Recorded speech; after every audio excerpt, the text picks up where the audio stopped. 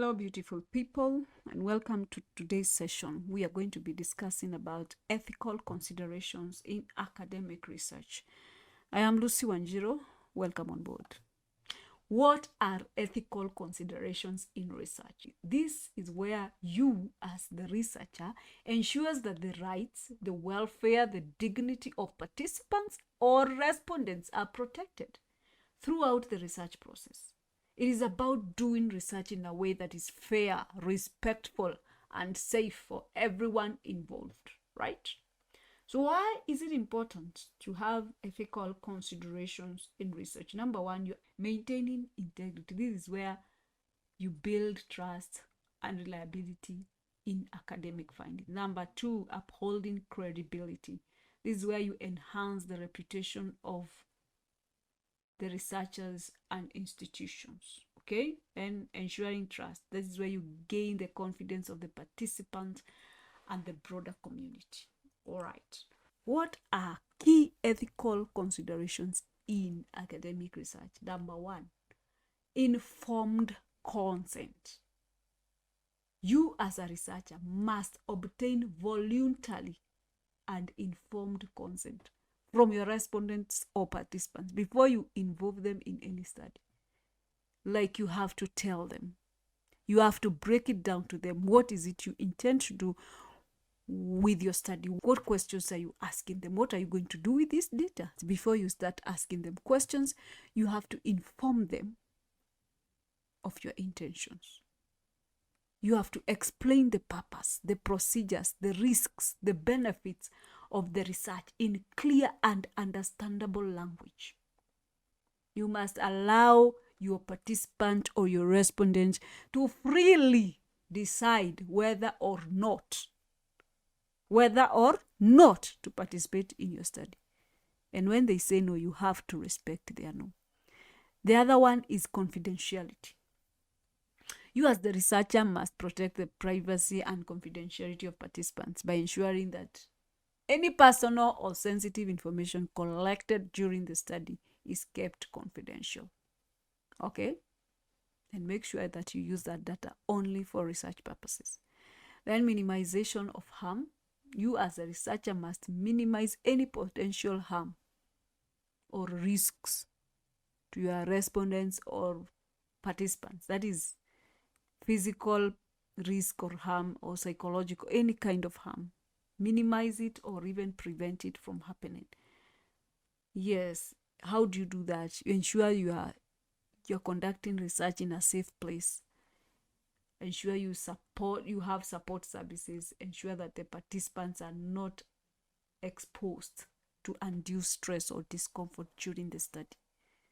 Then you have to respect the participants or the respondents during the time of your study. Yes, you have to show dignity, you have to uphold the rights of the participants, and you have to treat them with a lot of fairness, honesty, and respect throughout the research process. Then we have fairness and equity. Researchers must ensure that the research is conducted in a fair and equitable manner, without discrimination, without bias against any individuals or groups based on the factors such as race, gender, ethnicity, religion, or socioeconomic status. We have disclosure of conflict of interest. You as a researcher must always disclose any potential conflict of interest that may arise from the research, such as financial interest, affiliations that could influence the outcome of interpretation of the research findings. All right. Data collection, analysis, and storage ethics. Yes, there is ethics in relation to data collection, analysis, and storage. You have to be responsible when you're collecting your data. That is, you gather the information ethically with due diligence. Then, unbiased analysis. Ensure impartial examination of collected data.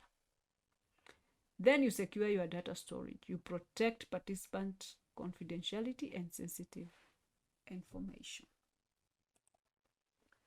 Another way of upholding ethics during research is avoiding plagiarism and maintaining academic integrity. Make sure your work is original. Create and attribute content authentically. I mean, if you are quoting somebody, If you're using somebody's work, you must use proper referencing and citation. Then you respect intellectual property such as copyright, adhere to copyright guidelines, and use people's work ethically. Okay? Then maintain trust. Show honesty and genuineness in academic contributions. Also, there is ethics in publishing and sharing research findings.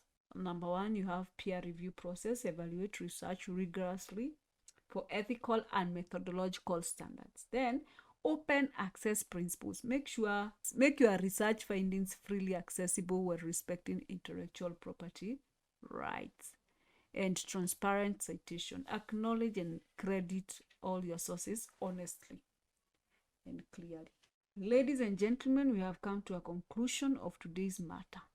I would like you to reflect on two things. Number one, when you adhere to ethics in research, you uphold the integrity and credibility of your research. You build trust with participants and the community at large, and you also contribute to the advancement of knowledge in an ethical and responsible way.